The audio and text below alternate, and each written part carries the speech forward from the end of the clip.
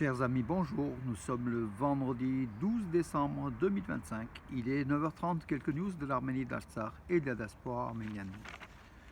Mes amis, ça sera demain à 14h, MJC Jean Moulin, donc salle Chenevier. Donc présentation et je vais offrir une quarantaine de livres d'Alain Escusian qui nous a, que la famille nous a, comment dirais-je, confié tout simplement.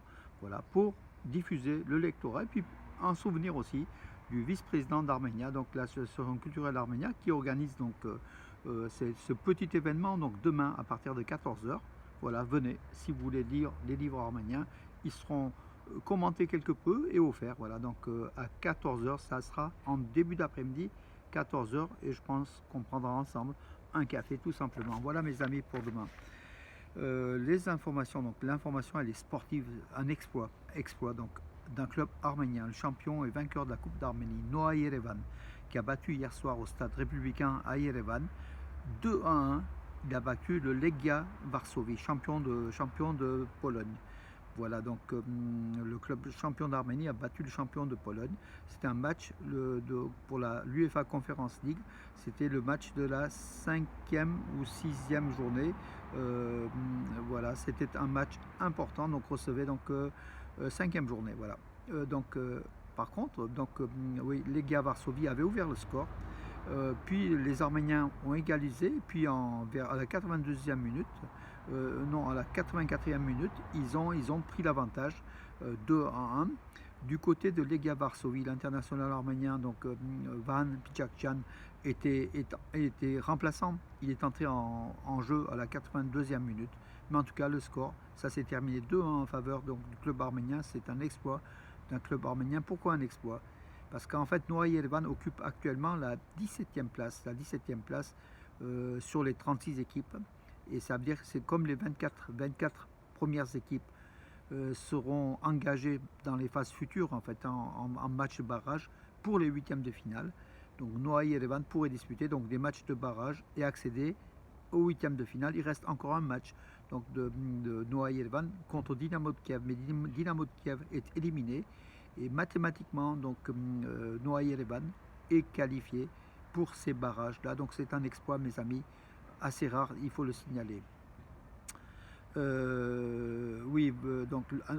Toujours en sport, Rovanes Bachkov, donc hier à Dubaï, dans les 67 kilos, championnat du monde de boxe, il a conquis, en fait, il a gagné une médaille de bronze. Il a été battu par un Biélorusse, voilà, donc, mais en empochant une médaille. Le problème, c'est que c'est sa 5e médaille mondiale à Bachkov. Il est abonné, en fait, abonné à la médaille de bronze, 5e médaille de bronze pour Bachkov, Rovanes Bachkov, donc le boxeur de Gubri. 5 médailles mondiales, voilà, et aucune d'argent, aucune d'or, dommage, voilà. Et puis, restons toujours dans le sport. Oui, c'est considéré comme du sport. Et les échecs, Levon Aronian, l'ex numéro 2 mondial sous les couleurs de l'Arménie, leader de l'équipe d'Arménie qui est passé aux États-Unis, qui concourt sous les couleurs des États-Unis, donc au Cap, en Afrique du Sud. Il a battu Magnus Carlsen, le Norvégien, qui est le numéro 1 mondial, en finale du Grand Chelem d'échecs freestyle. Voilà, donc victoire donc, du tournoi freestyle chess, grand slam, à South Africa, donc Afrique du Sud. Voilà, donc Levon Aronian, l'Arménien, qui est aujourd'hui citoyen américain. C'est quand même une bonne nouvelle. Voilà, il faut quand même le dire. L'Arménie devra un jour choisir entre l'Union européenne et l'Union économique eurasiatique, affirme Alexei Overchuk, qui est lors de l'enregistrement d'un sommet de l'Union économique euro-asiatique qui s'est déroulé donc hier à Moscou. Il est impossible de rester membre de deux associations simultanément, a déclaré le vice-premier ministre russe Alexei Overchuk aux journalistes, évoquant également l'évolution de l'attitude des entreprises russes qui sont plus craintives envers l'Arménie. C'est ce que rapporte l'agence Interfax. Voilà. Concernant le rapprochement de l'Arménie avec l'Union européenne, nous en avons parlé à maintes reprises. Nous estimons qu'il est incompatible d'appartenir simultanément à deux associations d'intégration. Le peuple arménien devra un jour faire un choix, a-t-il affirmé. Le peuple arménien, parce que Pachinian, il sait que Pachinian est décidé, donc il appelle au peuple arménien à la raison. Voilà, la raison Pax, à la raison russe plutôt, voilà. Et puis il donne des chiffres, hein, donc Overchuk, il dit que l'an dernier il y avait 12,4 milliards de transactions entre l'Arménie commerciale entre l'Arménie et la Russie. Cette année on va s'approcher des 6 milliards, donc baisse de 50% des transactions commerciales économiques entre l'Arménie et la Russie, ce qui est une mauvaise chose pour l'Arménie, il faut quand même le dire, hein, voilà, donc, puisque l'Union européenne ne remplace pas le déficit qu'on a sur le marché russe. Alors Nikol Pachinian, donc, lors de cette rencontre de l'Union économique eurasienne, lui, il a plutôt penché pour les vertus du développement, de l'ouverture des routes, des axes de communication, et sans doute pour parler de la route Trump, hein, le Premier ministre arménien, donc à Moscou, il a déclaré que des changements positifs qui s'opèrent dans la région ouvrent de nouvelles perspectives pour approfondir la coopération économique. Voilà, pour lui, ce sont plutôt les axes routiers qui permettront donc peut-être à l'Union économique européenne de se développer encore davantage. Et l'Arménie est l'exemple de cette ouverture d'axes routiers. Voilà, il a fait un long discours, mais bon, personne n'est dupe, hein, donc voilà, donc l'Arménie se planche plutôt vers l'Union économique, l'Union européenne que vers l'Union économique eurasienne. Le processus de normalisation avec l'Arménie a été mené en coordination avec l'Azerbaïdjan, c'est ce qu'a affirmé Ankara, affirme Ankara. Le ministre turc des Affaires étrangères, Hakan Fidan, à la Grande Assemblée nationale de Turquie, il a déclaré que lors d'un débat sur le budget 2026, au Caucase du Sud, la normalisation des relations arméno-turques est en cours. Voilà. Il a souligné que des progrès importants sont réalisés dans le Caucase du Sud, région avec laquelle la Turquie entretient des liens historiques et culturels en 2025. C'est progrès important.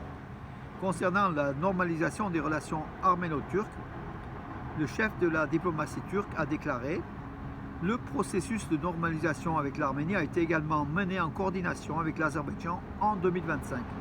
Donc tout passe par Bakou. Si Yerevan veut des liens forts avec Ankara, il doit passer, donc c'est Ankara doit demander à Bakou. Là, il y a un engin donc, qui passe près de ma villa, donc, qui est un peu bruyant. Je vais peut-être m'arrêter 2 secondes, mais en tout cas, voilà l'attitude d'Ankara qui passe par Bakou pour son rapprochement avec l'Arménie. Donc la politique arménienne, j'ai fait une caricature, hein, donc c'est lui, Aliyev, qui fait la politique arménienne d'Ankara. Pour toute question, adresse-toi, lui dit Erdogan, à Pachinian. Donc dans la caricature, hein, donc ça veut dire qu'en fait la clé, une nouvelle fois, va vers Bakou et qu'Ankara, à chaque geste avec l'Arménie, se penche du côté de Bakou pour demander son feu vert. Voilà aussi la non-autonomie de la Turquie qui est liée à l'Azerbaïdjan de façon économique, sans doute au niveau du gaz et du pétrole, hein, et puis stratégique au niveau militaire. Voilà mes amis. Écoutez, donc quelques news: perquisitions dans les locaux de la représentation permanente de la République d'Arménie à Yerevan. C'est la politique de Pachinian pour plaire à Aliyev. D'ailleurs, hier à Moscou, Pachinian a vanté les qualités d'Aliyev. Voilà, c'est pour tout dire comment il veut à tout prix faire la paix avec l'Azerbaïdjan. Pachinian, qui est aux ordres, en fait, tout simplement. Voilà, il se recoqueville.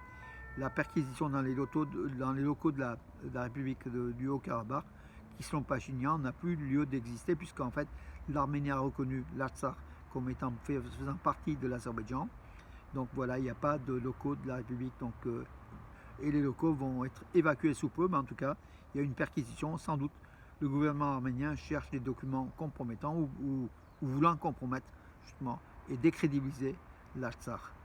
D'ailleurs, l'Union d'Artsakh condamne fermement les déclarations du Premier ministre de la République d'Arménie concernant le retour du peuple de l'Artsakh. C'est ce qu'Ardak Beklarian, l'ex-monsieur droit de l'homme de l'Artsakh, qui a déclaré. Donc tout va mal, bien sûr, sur la question de l'Artsakh. Pachinian a bradé l'Artsakh et maintenant il se penche vers la République d'Arménie, l'Arménie réelle, l'Arménie vraie, au détriment du peuple de l'Artsakh qui est là en statut de réfugié en Arménie et ailleurs. Et l'Artsakh est toujours occupé par l'Azerbaïdjan. Voilà mes amis pour aujourd'hui. Je vous donne rendez-vous à demain donc, pour les informations. Et puis à 14 h, une nouvelle fois, l'affiche, donc les livres d'Alain Escusian qu'on dispatchera. À demain mes amis et bonne journée aujourd'hui, une journée, très très belle journée.